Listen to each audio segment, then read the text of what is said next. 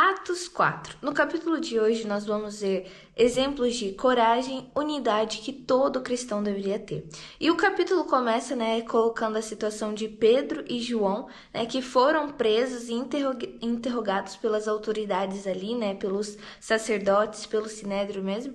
E aí eles foram questionados acerca de quem, por meio de quem que eles estavam fazendo isso, E eles responderam, gente, com uma ousadia, com uma certeza e com uma fé, com uma coragem, gente, que é impressionante. Pedro começa colocando que ele fez isso por intermédio de Jesus Cristo, aquele que ressuscitou dentre dos mortos. E é claro, gente, que a forma com que o cristianismo estava crescendo, a forma com que a palavra de Deus estava sendo propagada, deixou eles preocupados da mesma forma que deixou com Cristo. Porém, agora eles não poderiam fazer a mesma coisa que fizeram com Cristo. E aí eles tentam silenciar Pedro e João, ameaçando eles, falando que eles não poderiam ali falar em nome de Cristo.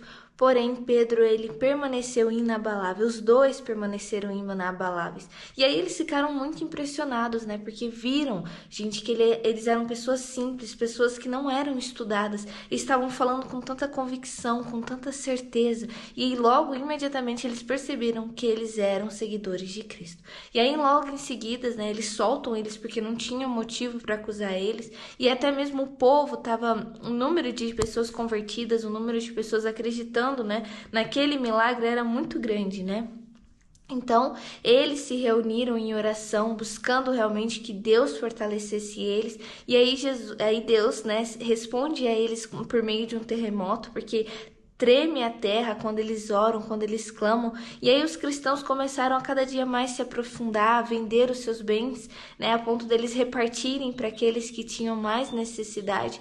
E a gente vê a igreja primitiva crescendo mais e mais. E é muito importante isso, gente, a gente ter essa mesma convicção, esse mesmo amor que os primeiros cristãos tiveram, que essas pessoas tiveram e até mesmo algumas morreram para que hoje, a palavra fosse propagada. Então a gente vê realmente que a coragem deles de estarem ali diante do sinédrio, podendo ali ser preso, ser castigado, açoitado e tal, mas eles não duvidaram, eles não tiveram dúvida naquilo que eles estavam falando, ao ponto deles olharem e admirarem todo o conhecimento, toda a força e a coragem que ele estava ali. E aí logo em seguida, temos o exemplo de amor, de unidade realmente com todos os cristãos ali, buscando em Deus que fortalecesse eles, que realmente desse coragem por tudo aquilo que eles teriam que passar, porque ali seria o início da perseguição aos cristãos. E a gente vê realmente que essa igreja primitiva, ela ao longo do tempo, ela se desfez, Hoje a gente vê tão pouco isso, a gente vê as pessoas, igreja contra igreja, cristão contra cristão, sendo que deveria ser uma unidade, como aqui deixa bem claro, gente, eles se reuniram todos e buscaram a Deus ao ponto deles serem tão cheios do Espírito Santo que a terra tremeu. Então, gente, olha só o poder da oração, olha só o poder da unidade em Cristo, Que nós possamos buscar isso, que nós possamos refletir isso, buscar essa coragem, buscar, porque aqui não era Jesus, já eram os discípulos. Então não existe aquela justificativa, mas era Jesus. Não, aqui era Pedro e João e tantos outros cristãos que foram cheios do Espírito e estava propagando a palavra, estava crescendo muito rápido.